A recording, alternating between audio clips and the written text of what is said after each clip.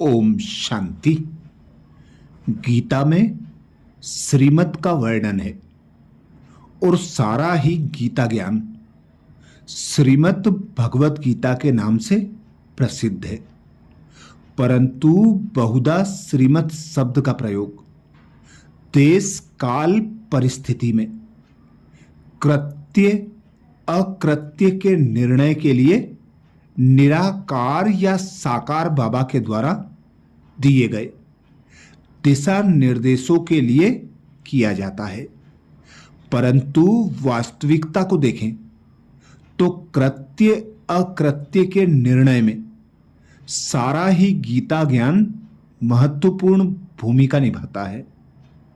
भले ही चाहे वह विश्व नाटक का ज्ञान हो या कर्म सिद्धांत का ज्ञान हो, योग का ज्ञान और स्थिति हो, कृत्य अकृत्य के निर्णय के लिए सभी की संगठित रूप में आवश्यकता है।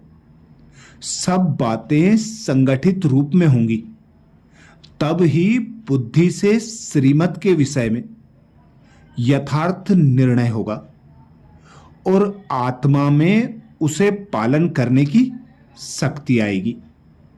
किसी देहधारी को भगवान नहीं कहा जा सकता, इसलिए किसी देहधारी की मत को श्रीमत नहीं कह सकते। श्रीमत एक शिव भगवान की ही है। बाबा की श्रीमत पर यथार्थ रीति चलने का दृढ़ संकल्प रखेंगे तो चलने का बल भी मिलेगा और चलने का फल भी मिलेगा। आखिर वह दिन आया आज। यह है श्री श्री शिव बाबा की श्रेष्ठ ते श्रेष्ठ मत। बाप पहली पहली मत देते हैं, बच्चे ते ही अभिमानी बनो। शिव बाबा हम आत्माओं को पढ़ाते हैं, यह पक्का पक्का याद करो। ये महावाक्य साकार बाबा के 25 अगस्त 2005 के थे। बाबा की मूल श्रीमत है, बच्चे ये विश्व नाटक परमानंदमय, इस सृष्टि नाटक की यथार्थता को जानकर देह और देह की दुनिया से न्यारे अपने आत्मिक स्वरूप में स्थित होकर इस देह रूपी वस्त्र को धारण कर विश्व नाटक के खेल को देखो और अपना पार्ट बजाओ और इसका आनंद लो तथा सर्व आत्माओं को भी यह संदेश दो, अनुभव कराओ। श्री श्री शिव बाबा विश्व के कल्याणार्थ अवतरित हुए हैं। उनकी मत पर चलने से ही हमारा और विश्व का कल्याण है। श्रीमत इस ब्राह्मण जीवन का मूल आधार है और ब्राह्मण जीवन की सफलता का एकमात्र साधन है। जो बाबा की श्रीमत को यथार्थ रीति समझते हैं और समझकर यथार्थ रीति उस पर चलते हैं, उनके जीवन में सफलता परछाई की तरह पीछे पीछे आती है। उनके जीवन में कब असफलता स्वप्न में भी आ नहीं सकती। उनको ये ब्राह्मण जीवन कब भारी नहीं लगेगा। वे सदा ही इसमें परमानंद का अनुभव करेंगे, जो इस संगम युगी जीवन की परम प्राप्ति है। यदि कहां भी आत्मा को इस जीवन में दुख अशांति की अनुभूति होती है, ये जीवन भारी अनुभव होता है, तो जरूर श्रीमत की कमी है। श्रीमत शब्द का प्रयोग श्रीमद् भगवत गीता में किया गया है और अभी बाबा हमको प्रत्यक्ष में वह गीता ज्ञान दे रहे हैं जिनको श्री श्री परमात्मा शिव बाबा पर निश्चय हो जाता है। उनको उनके द्वारा दिए ज्ञान के आधार पर, स्वयं पर, परमात्मा के कर्तव्य पर, इस विश्व नाटक के विधि विधान पर, कर्म के विधि विधान आदि पर अवश्य ही निश्चय हो जाता है। वे श्रीमत में ही अपना कल्याण समझते हैं, इसलिए वे मनमत परमत को छोड़ उनकी श्रीमत पर ही चलते हैं। इसलिए उनके हर कदम में सफलता होती है।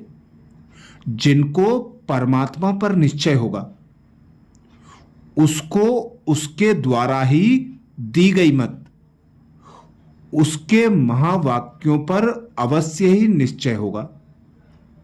और जिसको उनकी श्रीमत पर निश्चय होगा, वह श्रीमत पर अवश्य ही चलेगा।